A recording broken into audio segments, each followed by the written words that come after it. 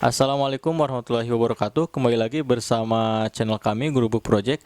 Kali ini bersama saya Ahmad Muslim, kita akan masih membahas mengenai tutorial seputar YouTube khususnya bagi YouTuber pemula.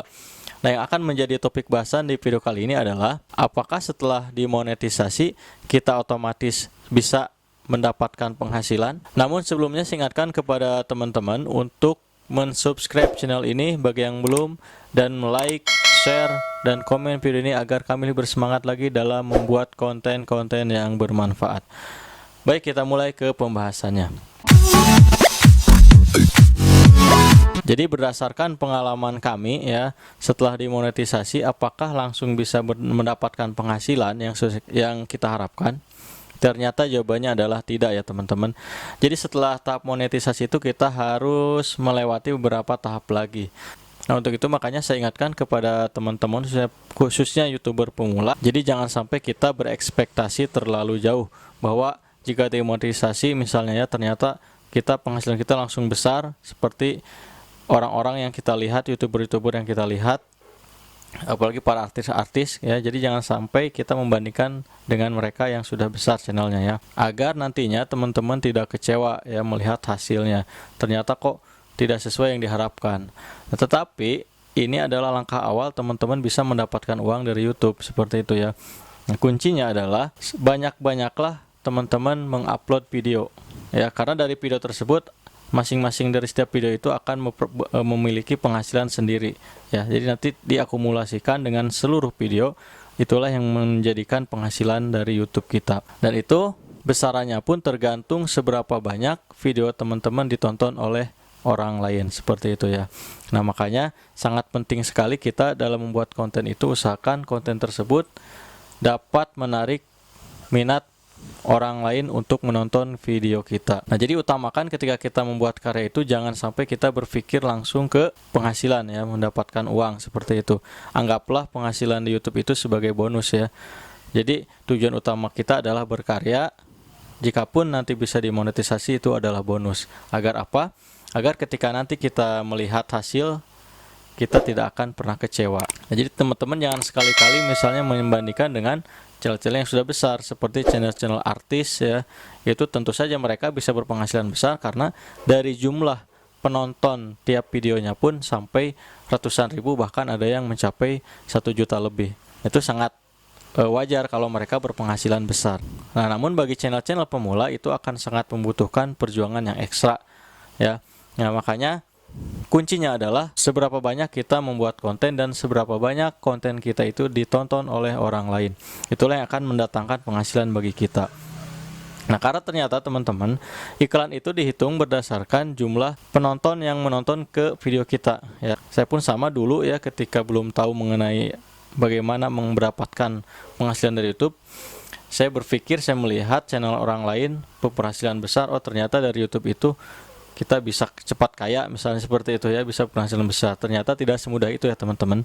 Nah, tetapi teman-teman jangan sampai hal ini menjadikan teman-teman malah menjadi tidak semangat lagi dalam membuat konten. Jadikanlah ini sebagai motivasi ya, jadikanlah ini sebagai motivasi untuk kita agar terus ya membuat konten, memperbaiki konten-konten kita. Setiap ada konten kita analisis ya, berapa jumlah penontonnya, lalu kita tingkatkan lagi agar konten kita tersebut lebih menarik minat orang lain untuk menontonnya.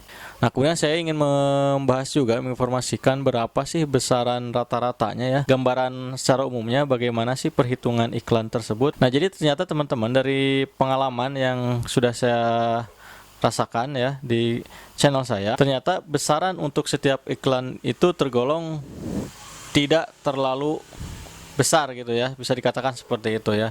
Kalau saya sebutkan angka itu ada di kisaran per video itu per 1000 ditonton itu kurang lebih 2-3 ribu rupiah ya teman-teman. Jadi itu per 1000 ditonton, kurang lebih itu iklan untuk di wilayah Indonesia ya. Di tiap negara berbeda-beda ya, tidak terlalu besar juga ya saya pikir ya, apalagi kalau misalnya konten kita itu sedikit yang menonton ya, bisa kita hitung-hitung juga ya berapa yang akan kita dapatkan. Dan penghasilan dari YouTube itu bukan toh dari iklan saja ya teman-teman ya.